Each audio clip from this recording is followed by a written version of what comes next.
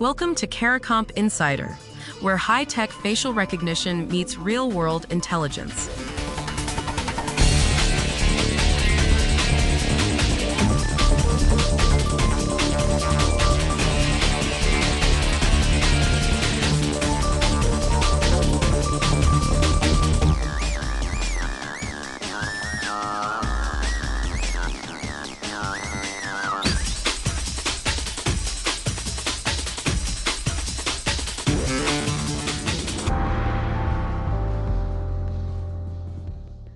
$70,000 people uploaded photos of their government IDs to Discord.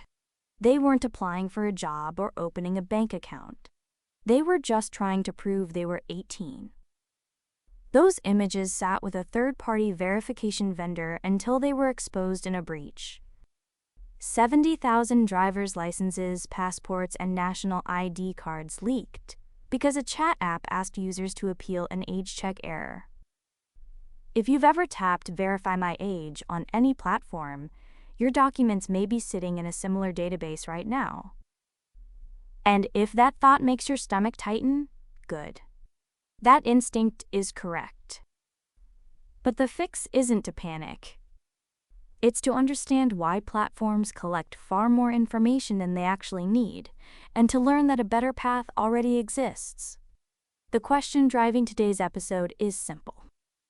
Why does confirming whether someone is over 18 require handing over your full identity? Picture walking into a bar. The bouncer needs to answer one question. Are you old enough to be here? A quick look at your face or a glance at your ID settles it in seconds. Now imagine the bar photographs your driver's license, stores your full name, your home address, your date of birth, and your license number in a central database, and keeps it all for 7 years. That's what's happening online. The information collected is wildly out of proportion to the question being asked. A yes or no age check turns into a full identity harvest. So why do platforms do this? Most people assume there are only two options. Option 1 is the checkbox. Click here to confirm you're 18, which everyone knows is meaningless. Option 2 is full document upload. Scan your passport, send us a selfie, we'll match them. Regulators publicly reject option 1 as insufficient. That makes platforms afraid of legal risk, so they swing to the opposite extreme and demand everything. It feels like the only credible choice. But it's a false binary. There's a middle path that most people have never heard of. Facial age estimation can actually answer the threshold question over or under 18 without ever identifying who you are. According to NIST's Face Analysis Technology Evaluation, the best age estimation algorithms achieve a mean absolute error of just 1.3 years for people between 13 and 17. That means the system's guess is typically off by barely a year. And that's the age range where accuracy matters most. Ironically, estimation gets worse as people age. A 40-year-old who's avoided the sun might scan younger than a 30-year-old who hasn't. But for a threshold check, simply, is this person over 18? That 1.3-year margin is more than precise enough. The key distinction is what happens to the data afterward. A threshold check doesn't need to store your face. It doesn't need your name. It just needs to return a yes or a no and then discard everything. That's a world apart from uploading your passport to a vendor's server and hoping nobody breaks in. Google has taken this even further with a zero-knowledge proof solution.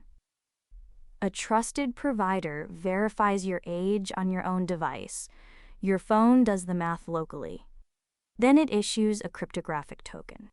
That token is a mathematical attestation that says one thing: this user is 18 or older. The website receives that token and nothing else. No birth date. No name. No photo. Just a yes.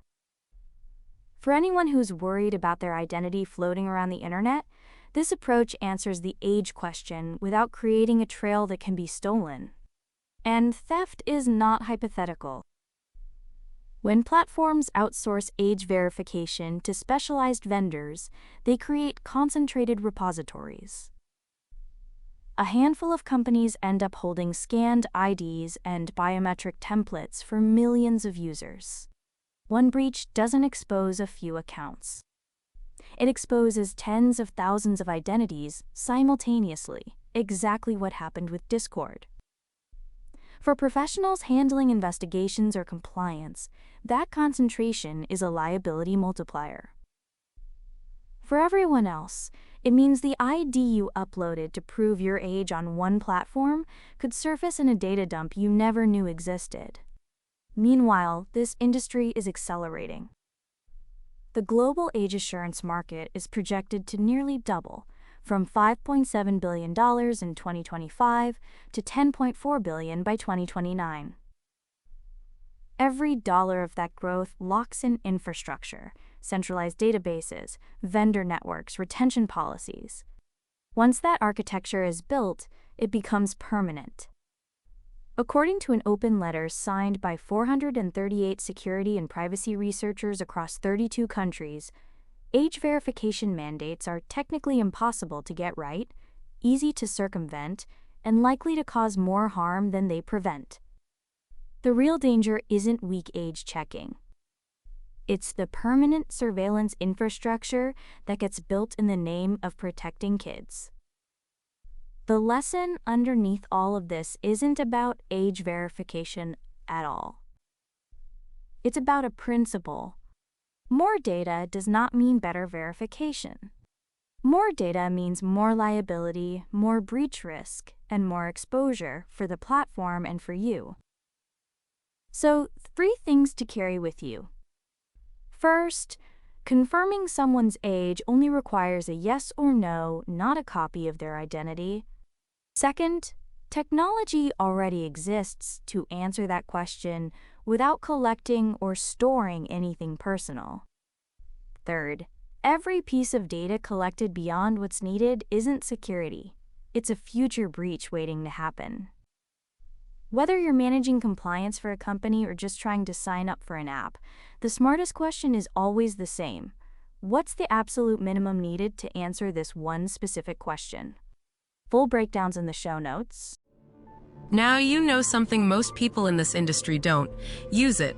And when you're ready to put it to work, Caracomp.com. We'll see you tomorrow.